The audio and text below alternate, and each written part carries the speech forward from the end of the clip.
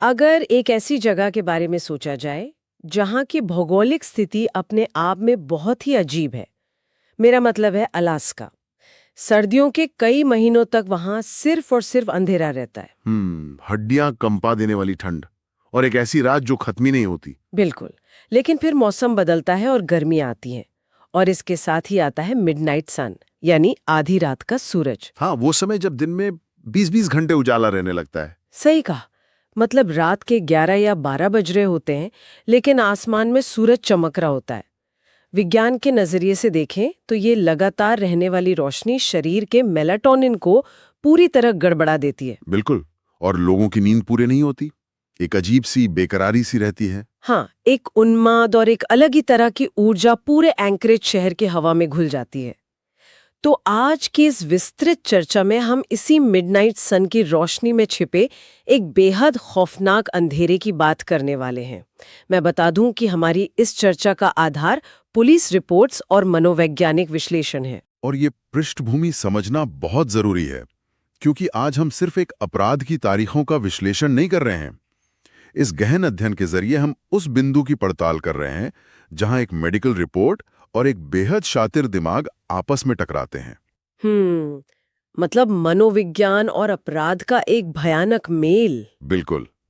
ये पूरी चर्चा इस बात पर केंद्रित है कि कैसे एक अत्यधिक बुद्धिमान अपराधी ने मनोविज्ञान के स्थापित नियमों का इस्तेमाल अपने बचाव के लिए किया, और कैसे एक पूरा मेडिकल सिस्टम उसके रचे गए भ्रम के जाल में उलझ कर रह गया। सच कहूं तो जब हम इस मिडनाइट सन की बेकरारी की बात करते हैं तो ये सोचना ही डरावना लगता है कि यही वो रोशनी थी जिसने 3 मई 1982 की उस रात को एक खौफनाक मंजर में बदल दिया। हाँ, 3 मई का वो दिन एंकरेज शहर के इतिहास में गहरे घाव की तरह दर्ज है। तो अगर हम घटनाक्रम पर आएं, 18 साल का विजय सिल्वेस्टर और उसका दोस्त Dean Kimler Russian Jack Springs Park में कैंपिंग कर रहे थे। और उनके साथ उनकी गर्लफ्रेंड्स भी थीं, एम्बर और स्टेफनी। अगले ही दिन स्टेफनी का 17वां जन्मदिन था, तो वे सब इस रोशनी से भरी रात में जश्न मनाने के मूड में थे। यहाँ सुनने वालों के लिए ध्यान रखना महत्वपूर्ण है कि रशियन जैक स्प्रिंग्स पार्क कोई सुनसान गली या शहर के बाहर का कोई अंधेरा कोना नहीं था। अच्छा? हाँ, ये शहर के बीचों बीच स्थित 300 एकड़ का एक विशाल पार्क है। लंबे सर्दियों के बाद अलास्का के लोग बाहर निकल रहे थे, तो पार्क में काफी चहल पहल थी। मतलब घड़ी में भले ही रात के 8 बज रहे हों, लेकिन आसमान में दिन जैसा उजाला था। बिल्कुल। और इसी दिन के उजाले में रात करीब 8:10 पर एंकरेज पुलिस के रेडियो पर अचानक घबराई हुई कॉल्स की बाढ़ आ गई। पुलिस जब वहां पहुंचती है तो जो मंजर सामने था वो किसी भी इंसान को सुन कर देने वाला था। वो बहुत ही भयानक दृश्य था। हाँ, चारों बच्चों को बहुत करीब से, मेरा मतलब है महज 14 इंच की दूरी से गोली मारी गई थी। दोनों लड़कों के सिर के पीछे और लड़कियों के चेहरे पर वार किया गया था। अरे बाप रे! यह इतना क्रूर और सटीक हमला था कि किसी को बचने या संभलने तक का मौका नहीं मिला। एक तरह से ये एक बेहद सर्द और मशीनी तरीके से किया गया कृत्य था। चलिए इसे थोड़ा और विस्तार से समझते हैं। पुलिस के लिए ये इतनी बड़ी उलझन क्यों बन गई थी? इस क्रूरता ने पुलिस को पूरी तरह से उलझा दिया था, और इसकी वजह सिर्फ ये एक घटना नहीं थी। अगर हम उसी रात के घटनाक्रम को बड़े नजरिए से देखें तो इस पार्क से कुछ ही मील की दूरी पर ब्लैक बुल टैवर्न नाम के एक बार में भी गोलियां चली थीं। अच्छा, उसी रात? हाँ, वहां एक व्यक्ति ने अपनी पूर्व प्रेमिका और उसके साथी की हत्या कर दी थी और फिर खुद को भी गोली मार ली थी। मतलब एक ही रात में एक ही शहर में 7 लाशें? बिल्कुल। एंकरेज जैसा शहर जहां समुदाय काफी करीब से जुड़ा हुआ है, वहां पुलिस के सामने ये एक भयानक सवाल खड़ा हो गया कि क्या सड़कों पर कोई सीरियल किलर खुलेआम घूम रहा है। ये डर बहुत स्वाभाविक था, और इस दहशत को समझने के लिए हमें विजय सिल्वेस्टर की मां नॉमा थॉर्नटन की कहानी को देखना होगा। 1977 में अपने पति के मृत्यु के बाद नॉमा अपने बच्चों के साथ एक नई शुरुआत की तलाश में अलास्का आई थी। वो मोटर होम वाली बात। हाँ, उन्होंने एक पुरानी स्कूल बस को मोटर होम में बदला था, और पूरा एल्कन हाईवे पार करके वे यहाँ तक पहुंची थीं।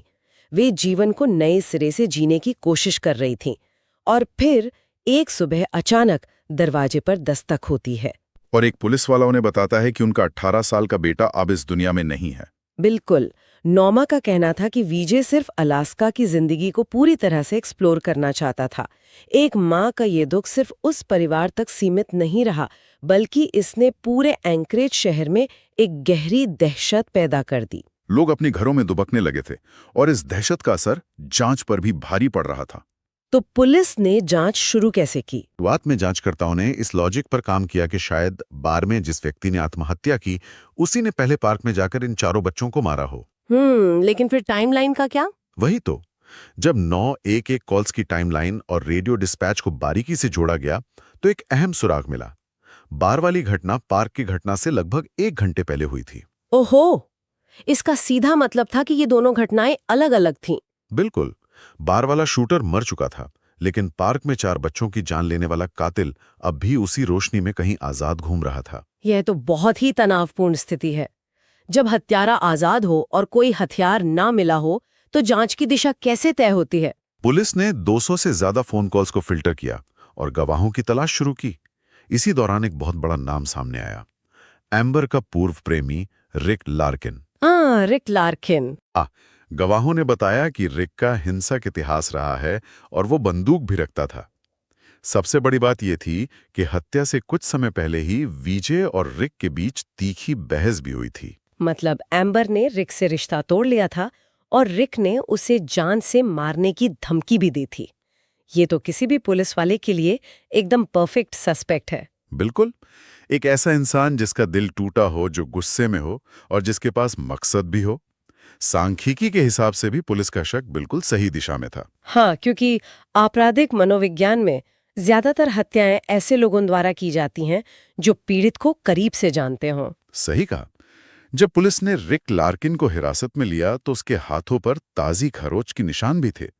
वो पूछताछ में सहयोग नहीं कर रहा था और सिर्फ अपने वकील से बात करने की जिद पर अड़ा था। तो पुलिस को लगा होगा कि केस सुलझ गया। हाँ, उन्हें लगने लगा था कि उन्होंने कातिल को पकड़ लिया है। लेकिन यहीं पर प्रत्यक्षदर्शियों के बयानों ने जांच को एक ऐसा मोड़ दिया जिसकी किसी ने कल्पना भी नहीं की थी। तो जांच की दिशा अचानक कैसे बदल गई? पार्क में मौजूद 2 बहुत ही अहम गवाह सामने आए। एक था ट्रेवर नाम का बच्चा।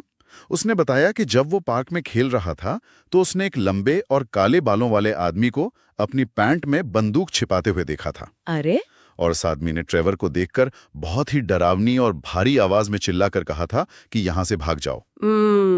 और दूसरा गवाह कौन था? दूसरा गवाह था एक व्यक्ति जो अपना कुत्ता घुमा रहा था।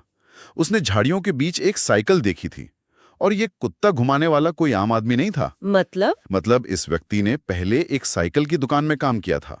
उसकी नजर एक आम आदमी की तुलना में साइकिल के पुर्जों पर बहुत ज्यादा पैनी थी। अच्छा, तो उसने साइकिल की बहुत बारीक जानकारी दी होगी। बिल्कुल। उसने पुलिस को सिर्फ इतना नहीं बताया कि उसने एक साइकिल देखी, उसने पूरा विवरण दिया। वो 27 इंच की पर्ल ब्लू यानी मोतिया नीले रंग की साइकिल थी, जिसमें एक खास तरह का कार्गो पाउच लगा था। और सबसे बड़ी बात, उसमें एक बच्चों वाली घंटी लगी हुई थी। क्या? बच्चों वाली घंटी? ये तो सच में बहुत अजीब है। कोई हत्यारा ऐसी साइकिल क्यों चलाएगा? यही तो सुराग था। पुलिस तुरंत शहर की साइकिल की दुकानों की जांच करने लगी। एक दुकान के मैनेजर को याद आया कि उसने ठीक वैसी ही साइकिल 2 महीने पहले बेची थी। तो ग्राहक ने खास तौर पर वो बड़ी फ्रेम वाली नीली साइकिल, कार्गो पाउच और बच्चों वाली घंटी कस्टमाइज करवाई थी। हाँ, और जब मैनेजर ने पुलिस को उस खरीदार का पता बताया तो मानो पूरी जांच टीम के पैरों तले जमीन खिसक गई। वो पता क्या था? वो पता था 2900 प्रोविडेंस ड्राइव। 2900 Providence drive.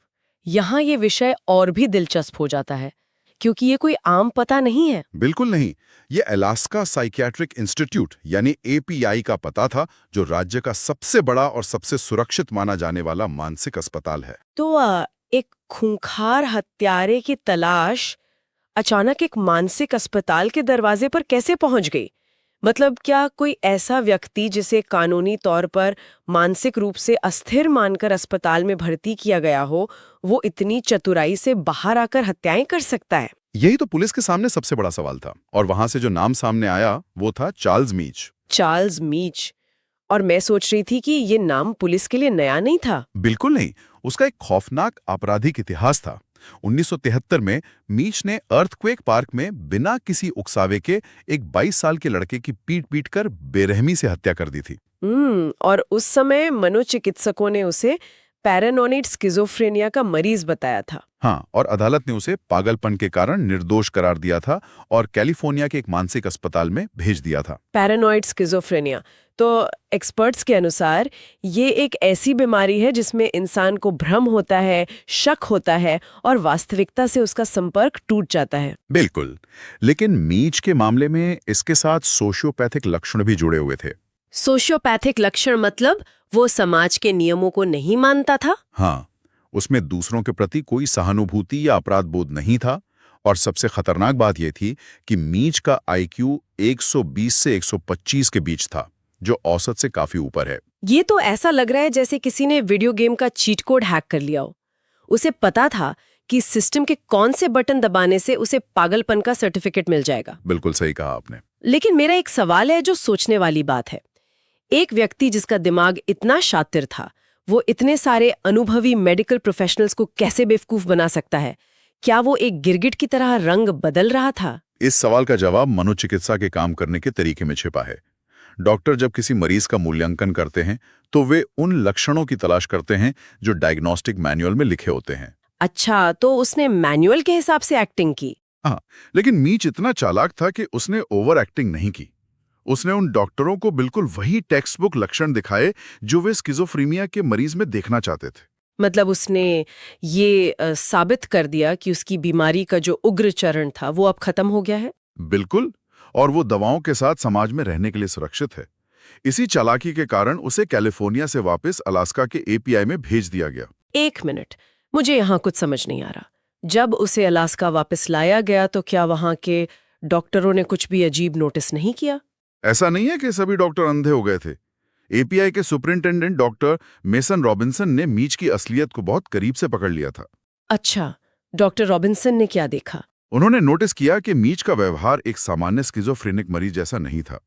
उसके अंदर एक बहुत ही गहरी और कैलकुलेटेड हिंसा भरी हुई थी।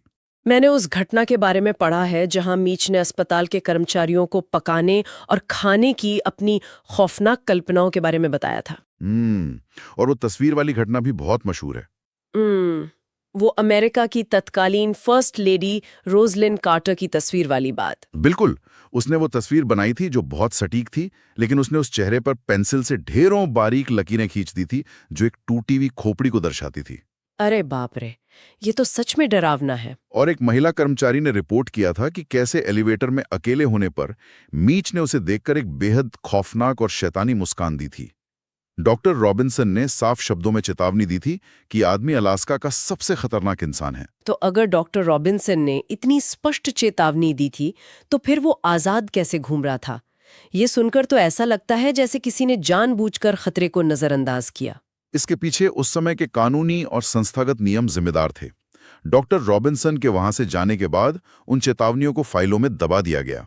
क्योंकि उस समय का सिस्टम मरीजों के पुनर्वास पर बहुत जोर देता था। बिल्कुल, चूंकि उसे कानूनी तौर पर स्वस्थ होने की राह पर मान लिया गया था, इसलिए चार्ल्स मीच को दिन में 10-10 घंटे अस्पताल से बिना किसी निगरानी के बाहर जाने की आजादी मिल गई। मतलब वो अलास्का कम्युनिटी कॉलेज में पढ़ाई करने लगा और कपड़ों की एक दुकान में काम करने लगा। वो एक आजाद नागरिक की तरह घूम रहा था। और सबसे भयानक बात यह है कि उसने अपनी दवाइयां खानी बंद कर दी थी। ये सिस्टम की बहुत बड़ी संस्थागत नाकामी थी। तो अब ये सवाल उठता है कि हत्या वाले दिन का घटनाक्रम क्या था? क्या वो सच में किसी मानसिक दौरे से गुजर रहा था? अगर हम क्रोनोलॉजी को देखें तो ये किसी भटके हुए दिमाग का काम नहीं लगता। ये एक सोची समझी साजिश थी। मीच ने बंदूकें किसी दुकान से नहीं खरीदी क्योंकि उसे पता था कि मानसिक अस्पताल का मरीज होने के कारण बैकग्राउंड चेक में वो पकड़ा जाएगा। हाँ, उसने अखबार के विज्ञापन के जरिए बंदूकें खरीदी और एक अजनबी को $20 देके गोलियां मंगवा ली। पास छिपा दिया। यही वो जगह है जहां उसकी बीमारी के नाटक और एक ठंडे दिमाग पे हत्यारे के बीच का फर्क शीशे की तरह साफ हो जाता है। तो उस दिन ट्रिगर पॉइंट क्या था? हत्या वाले दिन उसे क्या ट्रिगर किया, ये जानना बहुत जरूरी है। उस दिन मीच की एक नई शर्ट चोरी हो गई थी। बस एक शर्ट की वजह से? हाँ, वो अंदर से गुस्से से उबल रहा था। उसी दोपहर वो वाइल्ड चेरी नाम के एक स्ट्रिप क्लब में गया। वहां उसने एक डांसर से बदतमीजी करने की कोशिश की, जिस पर उस डांसर ने उसे झिड़क दिया। तो वो बुरी तरह अपमानित महसूस कर रहा था और अपना ये गुस्सा निकालने के लिए वो पार्क चला गया। बिल्कुल, वो अपनी नीली साइकिल से सीधा उसी पार्क में गया जहां उसने अपनी बंदूक छिपा रखी थी। तो क्या उसका इरादा उन 4 बच्चों को मारने का ही था? नहीं, उसका प्राथमिक इरादा चोरी करना था। वो पार्क में बने तंबू में घुसकर कुछ चुराना चाहता था ताकि अपने नुकसान की भरपाई कर सके और अपने अहंकार को संतुष्ट कर सके। लेकिन दुर्भाग्य से वे चारों बच्चे वहीं आसपास मौजूद थे। हाँ, जब मीश ने उन्हें देखा तो उसके दिमाग ने बहुत तेजी से काम किया। उसे लगा कि वे बच्चों से पहचान लेंगे और वो वापस अस्पताल में बंद कर दिया जाएगा। इसलिए उसने बिना किसी पछताव के, बिना किसी हिचकिचाहट के चारों को मार डाला। बिल्कुल, ये कृत्य पागलपन का नहीं था।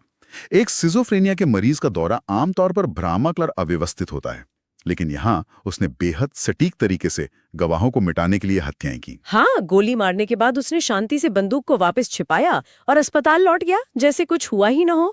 और ये चालाकी पुलिस की पूछताछ में भी साफ दिखाई दी थी। बिल्कुल, जब पुलिस एपीआई में उससे पूछताछ करने पहुंची तो शुरुआत में उसने एकदम अनजान होने का नाटक किया। उसने कहा कि वो उस दिन बाहर गया ही नहीं था।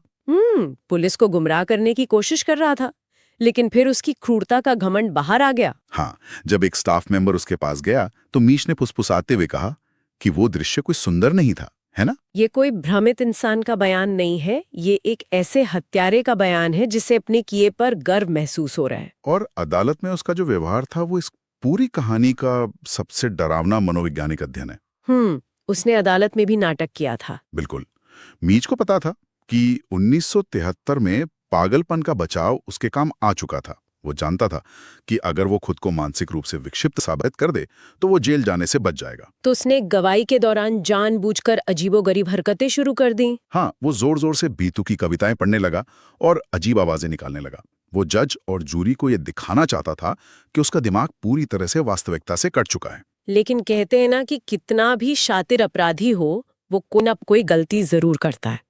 और मीच का सारा नाटक यहीं पर एक्सपोज हो गया। बिल्कुल, अपने कबूलनामे के अंत में उसने अचानक अपनी सारी एक्टिंग रोक दी। उसके चेहरे के भाव एकदम बदल है। और उसने सीधे अभियोजक की तरफ देखकर एक बहुत ही सामान्य आवाज में पूछा कि क्या मैं इसमें कामयाब हो गया? क्या मुझे वापस अस्पताल भेजा जाएगा? ये सवाल सुनते ही अदालत में सन्नाटा छा गया। ये एक ऐसा क्षण था जिसने पूरी कहानी बदल दी। मतलब एक इंसान जो सच में अपनी दिमागी हालत खो चुका है, वो ये कभी नहीं पूछता कि क्या उसकी एक्टिंग काम कर गई? बिल्कुल सही। वो सवाल उसकी सोची समझी साजिश का सबसे बड़ा सबूत बन गया। वो सिस्टम से खेल रहा था, लेकिन इस बार सिस्टम उसके झांसे में नहीं आया। अदालत ने उसे चारों हत्याओं का दोषी पाया और उसे 396 साल की सजा सुनाई गई। आखिरकार उसे उसी जगह भेजा गया जहां उसे होना चाहिए था, एक ठंडी कंक्रीट की जेल की कोठरी में, जहां 2004 में उसकी मृत्यु हो गई। तो इस सब का असल मतलब क्या है? इस एक केस ने 1982 के अलास्का को हमेशा के लिए बदल कर रख दिया। परिवारों के दुख ने न्याय प्रणाली की उन गहरी दरारों को उजागर किया जिनका फायदा उठाकर वो आजाद घूम रहा था। और इसका एक बहुत बड़ा कानूनी प्रभाव भी पड़ा। इस घटना के बाद अलास्का राज्य को अपने कानून बदलने पर मजबूर होना पड़ा। उन्होंने पागलपन के कारण निर्दोष वाले कानून को बदलकर एक नया नियम लागू किया जिसे गिल्टी बट मेंटली इल कहा गया। हाँ, इस नए कानून के तहत यदि किसी अपराधी को मानसिक बीमारी के आधार पर अस्पताल भेजा जाता है और बाद में वो स्वस्थ घोषित हो जाता है तो उसे वापस समाज में खुला नहीं छोड़ा जाएगा, बल्कि उसे अपनी बची हुई सजा काटने के लिए सीधे जेल भेजा जाएगा। ये एक बहुत ही जरूरी बदलाव था। बिल्कुल, और ये बदलाव भविष्य में कई और मासूमों की जान बचाने वाला साबित हुआ। तो अगर हम इस पूरी विस्तृत चर्चा को समेटें तो यह सिर्फ एक हत्यारे के पकड़े जाने की कहानी नहीं है। यह उस शहर की कहानी है जो नींद और मिडनाइट सन की अंतहीन रोशनी के बीच झूल रहा था, और उसी रोशनी के बीच उसने एक ऐसे खतरे का सामना किया जो सिस्टम के भीतर ही पनप रहा था। मैं कहूंगा कि इस केस का सब बड़ा सबक मनोविज्ञान और कानून के उस धुंधले क्षेत्र में छिपा है जो आज भी चिकित्सा जगत के लिए एक बहुत बड़ी चुनौती है। वो कैसे? सुनने वालों के लिए एक बहुत ही गहरा विचार है। मनोचिकित्सा में अक्सर बीमारी का पता इस बात पर निर्भर करता है कि मरीज डॉक्टर को क्या बता रहा है, क्योंकि कोई ब्लड टेस्ट तो होता नहीं है। बिल्कुल, लेकिन अगर सामने बैठा मरीज एक अत्यधिक बुद्धिमान सोशियोपैथ हो जो खेल के सारे नियम जानता हो, तो क्या हमारा न्याय और चिकित्सा तंत्र कभी ये पूरी तरह से जान पाएगा कि कौन सच में बीमार है और कौन सिर्फ अपनी आजादी के लिए एक बेहतरीन नाटक कर रहा है? ये सच में एक ऐसा सवाल है जो आज भी हमें गहराई से सोचने पर मजबूर करता है।